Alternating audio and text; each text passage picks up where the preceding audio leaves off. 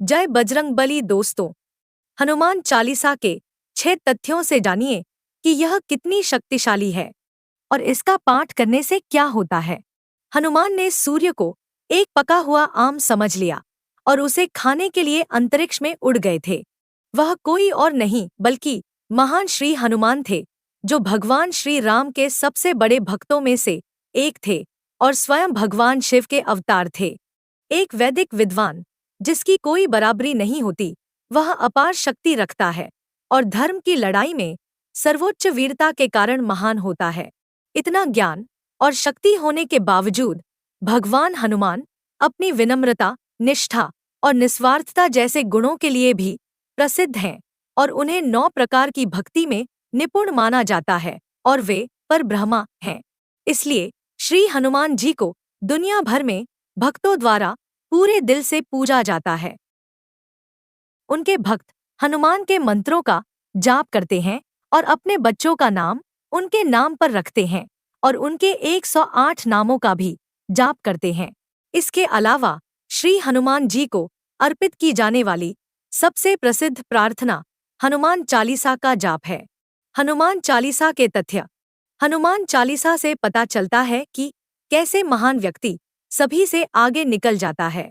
हनुमान के गुण, उनकी शक्ति, साहस, बुद्धि, ब्रह्मचर्य, भगवान राम के प्रति समर्पण और कई नाम जिनसे उन्हें जाना जाता था, हनुमान चालीसा में विस्तार से बताए गए हैं कि यह हिंदू धर्म में सबसे प्रसिद्ध और शक्तिशाली भजनों में से एक है। इसलिए यहाँ पर 6 अद्भुत हनुमान चालीसा के तथ्य दिए गए हैं, जो दिखाते हैं कि यह सुंदर स्तोत्र कितना शक्तिशाली है। 1. हनुमान चालीसा के रचिता। हनुमान चालीसा की रचना 15वीं शताब्दी के कविसंत तुलसीदास ने की थी, जो एक दार्शनिक और सुधारक भी थे। तुलसीदास जी श्री राम के प्रति अपनी भक्ति के लिए भी प्रसिद्ध हैं। गोस्वामी तुलसीदास ने तीसरे मुगल सम्राट जलालुद्दीन मोहम्मद अकबर की जेल में 40 दिनों में हनुमान चालीसा की रचना की थी। 63 वर्ष की आयु में गोस्वामी तुलसीदास जी को तीसरे मुगल सम्राट जलालुद्दीन महमूद अकबर ने 1560 में बंदी बना लिया था। तुलसीदास जी ने यह श्लोक आध्यात्मिक जिज्ञासुओं को भगवान राम का भक्त बनने के लिए प्रेरित करने के लिए लिखा है, ताकि उन्हें हनुमान जी का आशीर्वाद और संरक्षण प्राप्त हो सके और वे आध्यात्मिक रूप से प्रगति कर सकें। 2. हनुमान चालीसा का जाप करने का चमत्कार। अकबर ने संत तुलसीदास को बुलाया था, जिन्हें बाद में अत्याचारी अकबर के सामने लाया गया और उनसे चमत्कार करने के लिए कहा गया, जिसे तुलसीदास जी ने यह कहकर मना कर दिया कि यह झूठ है, मैं केवल श्री राम को जानता हूँ। इसलिए अकबर ने तुलसीदास को फतेहपुर सीकरी में कैद कर लिया और कहा, हम इस राम को देखेंगे। हालांकि तुलसीदास ने अकबर के सामने झुकने से इनकार कर दिया और श्री हनुमान जी की प्रशंसा में हनुमान चालीसा लिखी। उन्होंने 40 दिनों तक इसका जाप किया और 40वें दिन अचानक फतेहपुर सीकरी पर विशालकारी बंदरों की एक सेना उतर आई, जिसने शहर के हर कोने में तबाही मचा दी और हर घर में घुसकर अकबर के हरम में घुस गए और लोगों को खरोंचने लगे और ईंटें फेंकने लगे। एक बूढ़े हाफिज ने अकबर को बताया कि यह हिंदू फकीर का चमत्कार है, जिससे अकबर ने तुरंत तुलसीदास के पैरों में गिरकर माफी मांगी और उसे आजाद कर दिया। तुलसीदास ने बंदरों के आतंक को रोका और अकबर को वहां से चले जाने को कहा। 3. हनुमान चालीसा में बताई गई सूर्य और पृथ्वी के बीच की दूरी। हनुमान चालीसा का सबसे रोचक और वैज्ञानिक तथ्य यह है कि इसमें सूर्य और पृथ्वी के बीच की दूरी का सटीक विवरण दिया गया है।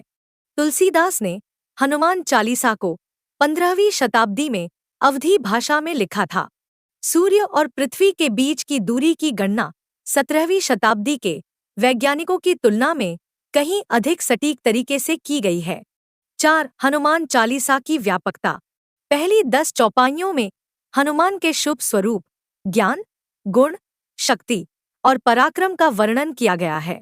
11 से 20 चौपाइयों में राम की सेवा में हनुमान के कार्यों का वर्णन है तथा 11वीं से 15वीं चौपाइयों में लक्ष्मण को होश में लाने में हनुमान की भूमिका का वर्णन है। 21वीं चौपाई से तुलसीदास जी हनुमान की कृपा की आवश्यकता का वर्णन करते हैं। अंत में तुलसीदास हनुमान की स्तुति करते हैं और उनसे अपने और वैष्णवों के हृदय में निवास करने का अनुरोध करते हैं। अंतिम दोहा में फिर से हनुमान से राम, लक्ष्मण और सीता के साथ हृदय में निवास करने का अनुरोध किया गया है। 5. हनुमान चालीसा की शक्ति। जो सत बर पत करे को ही, छुटे ही बंधी मह सुख हो ही। जो यह पढ़े हनुमान चालीसा, होए सिद्धि साखी गौरीसा। ऊपर हनुमान चालीसा का एक अंश दिया गया है जिसके पहले पैरा में कहा गया है कि जो कोई भी हनुमान चालीसा का जाप करता है उसे सभी बंधनों से मुक्ति मिलती है और वह परम आनंद सुख का अनुभव करता है। दूसरे पैरा में कहा गया है कि गौरीसा की गवाही के अनुसार जो कोई भी हनुमान चालीसा का जाप करता है वह सिद्ध हो जाता है। कम से कम हनुमान चालीसा का प्रभाव तो शांत होता ही है, यह बीमारियों और पागलपन आदि को ठीक करने के लिए जाना भी जाता है। अगर कोई व्यक्ति परेशानी में हो या किसी के लिए इसका जाप करे तो कहा जाता है कि समस्या दूर हो जाती है। 6. श्री हनुमान जी की महानता का स्मरण। हनुमान चालीसा का पाठ करके एक भक्त हमेशा खुद को हनुमान की महानता, उनकी भक्ति और अधर्मियों के खिलाफ उनके भयानक संघर्ष की याद दिलाता है। हनुमान जी अपार ऊर्जा और ध्यान का स्रोत है। हनुमान चालीसा का पाठ करने से ऊर्जा का प्रवाह होता है, मन और शरीर पर ध्यान केंद्रित होता है। जैसा कि ऊपर बताया गया है, तुलसीदास ने आध्यात्मिक साधकों को भगवान राम का भक्त बनने के लिए और प्रेरित करने के लिए हनुमान चालीसा लिखी थी। वे हनुमान जी के द्वारा आशीर्वादित और संरक्षित होते हैं और आध्यात्मिक रूप से प्रगति करते हैं।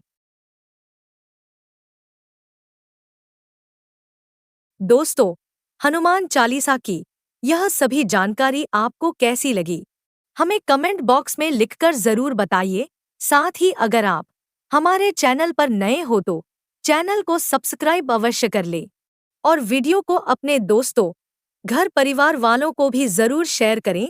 वीडियो को पूरा देखने के लिए आपका दिल से बहुत बहुत धन्यवाद। जय श्री राम, जय बजरंगबली।